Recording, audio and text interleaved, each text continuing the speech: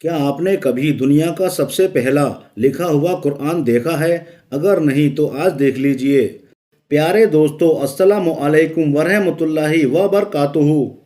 دوستو، اس وقت آپ لوگ جو لکھائی دیکھ رہے ہیں، یعنی کاغذ جیسے پنوں پر جو لکھائی نظر آ رہی ہے، یہ کوئی عام لکھائی نہیں ہے، بلکہ دنیا کا سب سے پہلا لکھا ہوا قرآن ہے۔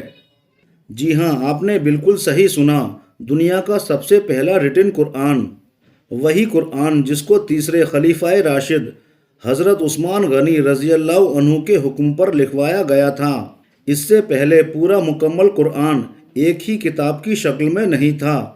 صحابہ اکرام رضوان اللہ علیہم اجمعین قرآن کی سورتوں کو ہڈی، پتوں، کپڑوں اور پتھروں پر لکھ لیا کرتے تھے، اور ویسے بھی تقریباً سارے صحابہ اکرام نے قرآن کو حفظ کر رکھا تھا۔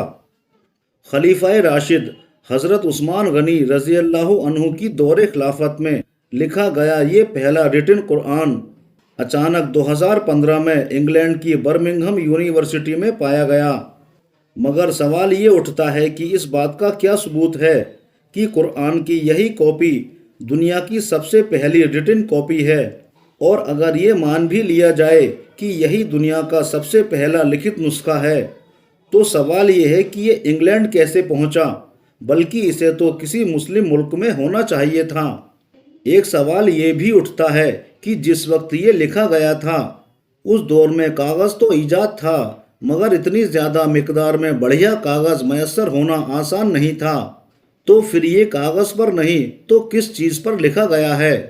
تو آئیے دوستو، انہی سارے سوالات کے جوابات تلاش کرنے کی کوشش کرتے ہیں کہ قرآن کے اس نسخے کی حقیقت کیا ہے۔ ہم سبھی جانتے ہیں کہ قرآن اسلام کا سب سے بڑا معجزہ یا چمتکار ہے، اور اس کی حفاظت کی ذمہ داری خود اللہ رب العزت نے لی ہے، اور یہی وجہ ہے کہ نازل ہونے سے لے کر آج تک اس میں کوئی بھی بدلاؤ نہیں ہوا ہے، اور نہ ہی فیوچر میں کبھی ہو سکے گا۔ یہی وہ خاصیت ہے جو قرآن کو دوسروں سے بالکل ہی الگ بناتی ہے، یہاں تک کہ آج کے اس دور میں جب مسلمان فرقہ پرستی میں مبتلا ہو چکا ہے، کوئی سنی ہے، کوئی شیعہ ہے، کوئی کچھ ہے، کوئی کچھ ہے، مگر ایسے حالات میں بھی سبھی فرقوں کے بیچ میں قرآن ہی کامن ہے۔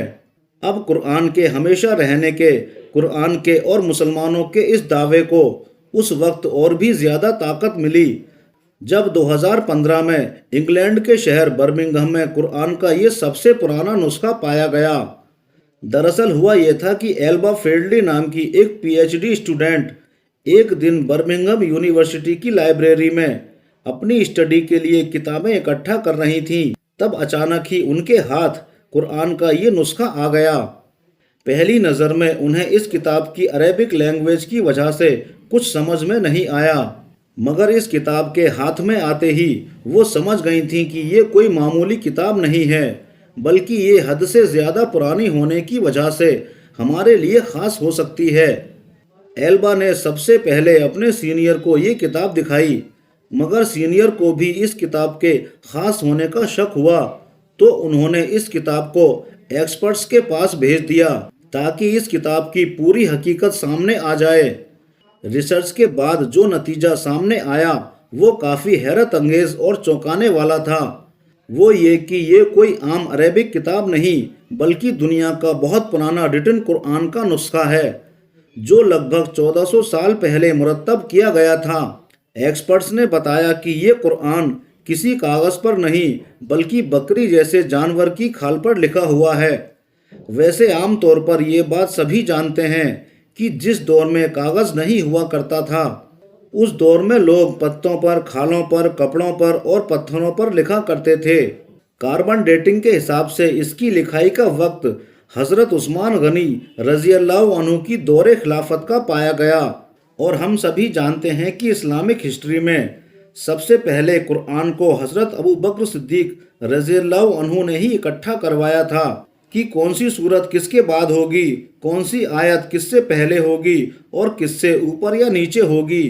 یہ سارا کام حضرت ابو بکر صدیق رضی اللہ عنہ نے ہی کروایا تھا، مگر انہوں نے اسے ایک مکمل کتاب کی شکل میں لکھوایا نہیں تھا۔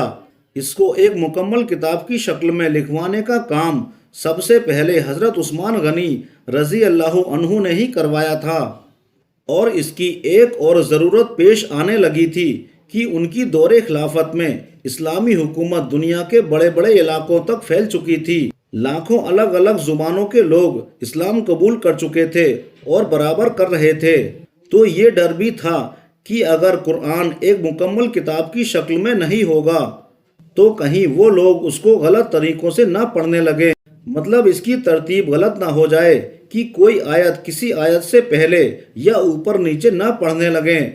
اسی لیے مشورہ یہ ہوا کہ قرآن کی الگ الگ کاپیز بنا کر مسلمانوں کے الگ الگ علاقوں میں بھیج دی جائیں تاکہ عربی زبان نہ جاننے والے مسلمان آسانی کے ساتھ اس کو پڑھ اور سمجھ سکیں۔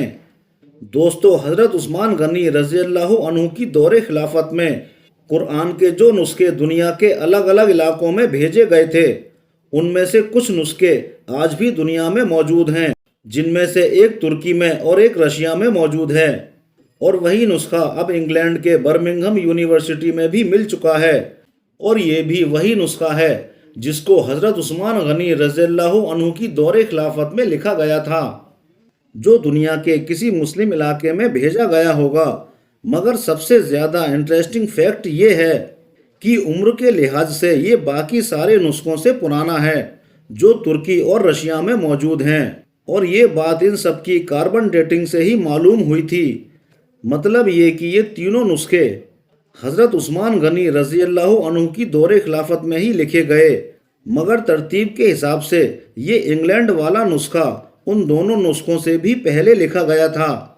اس حساب سے یہ دنیا کا سب سے پرانا لکھت قرآن کا نسخہ ہے۔